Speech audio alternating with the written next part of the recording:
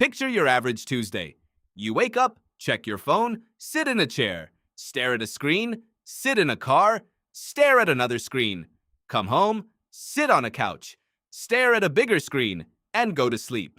And somewhere in there, you probably wondered if you were doing life wrong. You were not. But the reason that feeling exists is far stranger than you think. For most of human history, Tuesday looked nothing like that. And your body still remembers. Before farming, before cities, before any of this, what did people actually do with their time? Hour by hour, what did a day look like for the humans who built the brain you are using right now? Anthropologist Marshall Salins called hunter-gatherers the original affluent society.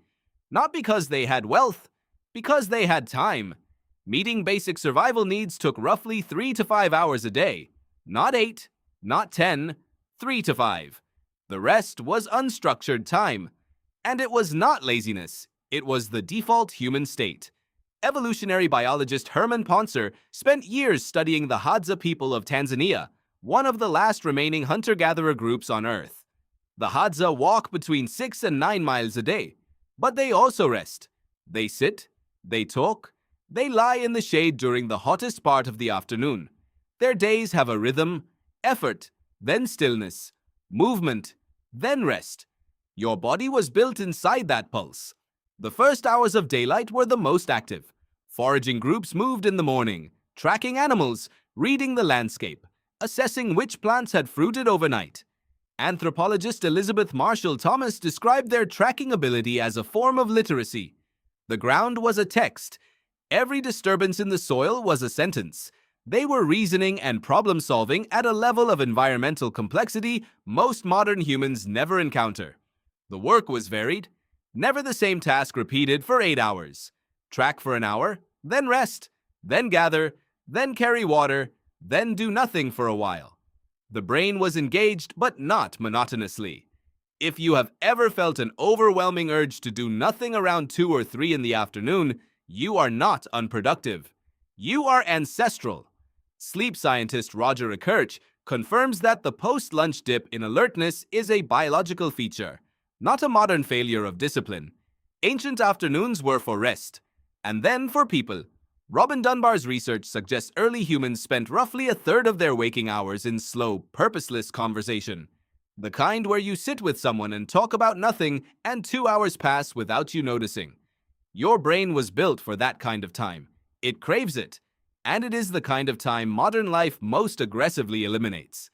The evening brought fire, and fire changed everything. Polly Wiesner analyzed decades of conversation data from foraging groups and found a clear pattern.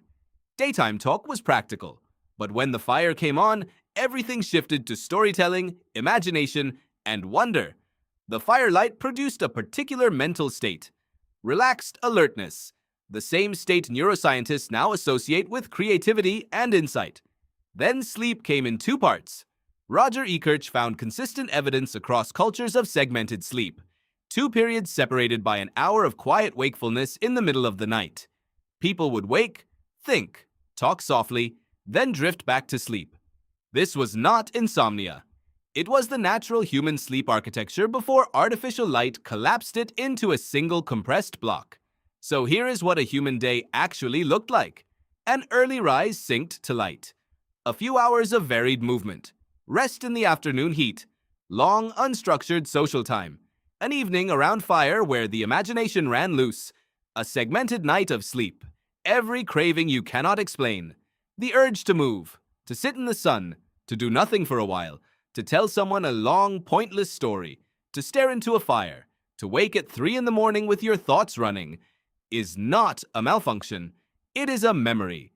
The schedule your body was written to keep, still running underneath everything modern life has built on top of it. Your average Tuesday is not what humans were built for. Your body knows that. It has been trying to tell you every single day.